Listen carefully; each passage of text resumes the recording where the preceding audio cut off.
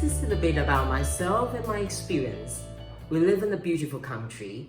Have you not seen strangers walking by, especially those migrant workers near factories?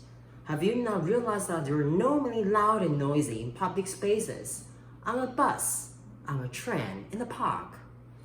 That's what I frequently reminded of by the media, my classmates, and even my teachers from primary and high schools 15 to 20 years ago.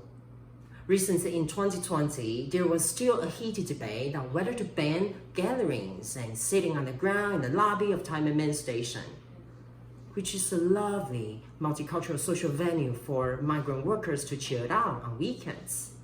But such issues remain intact. They didn't change over time. Ethnic groups in Taiwan, to some degree, are less inclusive than we imagine. Do you know the population of indigenous people and migrant workers is reaching 1.3 million in Taiwan? Ask your family and friends. Do they have any ideas? Are you aware there are 16 indigenous tribes recognized by the government? It's no longer 9. One thing that really struck me in Australia was the way they celebrate the diversity of ethnic groups. Back then, my Taiwanese friends always asked me, "Hey Han, what are you up to down under? Busy with fruit picking, housekeeping, milk harvesting?" No, I wasn't doing hospitality, nor working in horticulture or food processing industry. Unlike other students, backpackers, or working holiday makers, I turned to a couple of non-government and non-profit organizations.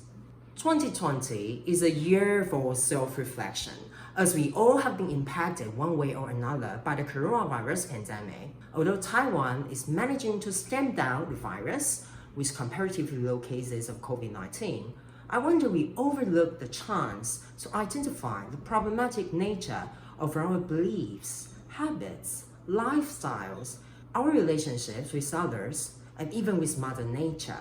If you have the chance to embark on a new chapter in Australia next year, how would you spark creativity?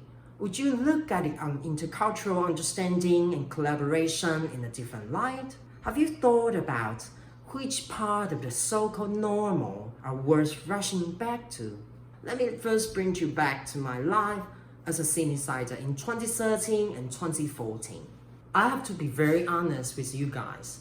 Before relocating to Australia, I had never thought that I would ever be invited to dine with a group of people from the Middle Eastern and African regions over a couple of hours.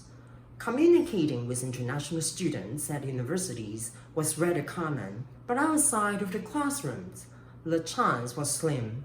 I'm not trying to single out Muslims, but people from Iran, Iraq, Afghanistan, Libya, Egypt, and so on, they softened my heart and washed away heaps of stereotypes, especially after I engaged with an organization called Join the Dots. By serving as a volunteer facilitator for its Welcome Dinner project, I started to explore how to have respectful, collaborative, intriguing conversations with children and families from multicultural backgrounds. And these movements were spearheaded by Miss Penny Elsley when some Sudanese woman reveals that they know Australian women had invited them to their homes. And some of her workmates also expected to get to know refugees and migrants, but in vain. Since the first dinner in March 2013, the project has run more than 500 welcome dinners in people's home and community centers. Across Australia, over 10,000 people were galvanized into certain inclusive communities without boundaries. As a facilitator in gathering, my main duty was to lead a series of ritualized activities, stay aware of cultural sensitivity, and assist hosts in connecting newly arrived people with established Australians through potluck gatherings among immigrants, refugees, indigenous people, international students, to name a few. Since every participant was required to bring home dishes, at the outset, people started to share the stories from their familiar taste in food. The settings of shared meals from local recipes was so impressive and unique. As such, this empowered people to stay talkative and contribute many unknown bits of culinary wisdoms passing from generation to generation. People also introduced themselves by talking about where their passion lied.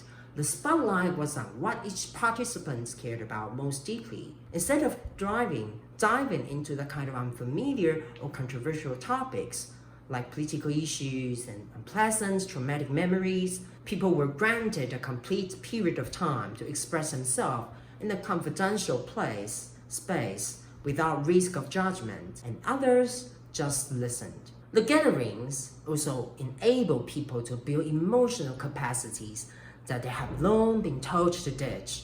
I was deeply touched every time when I had the chance to respond with a safe sense of belonging, as I realized that I was also longing for a timing and a place accompanied by beautiful, gentle souls to voice out how I felt and what I thought in my 20s. All whims were accepted on that spot. Towards the end of each gathering, people were invited to write down a word popping into their heart in a speech bubble, whatever it was. And that was always the most surprising and phenomenal moment, like a serendipity, as you wouldn't even imagine why a simple meal, a single word, a busy hand gesture, or a shy smile, and even a tiny phone would get people connected with their untold stories. Once I put down the word therapeutic in my speech bubble, because some friends were not good at English, but their genuine expression of the inner self was mesmerizing. Those authentic flows of emotions took the gathering by storm. The power, the bonding of a bunch of strangers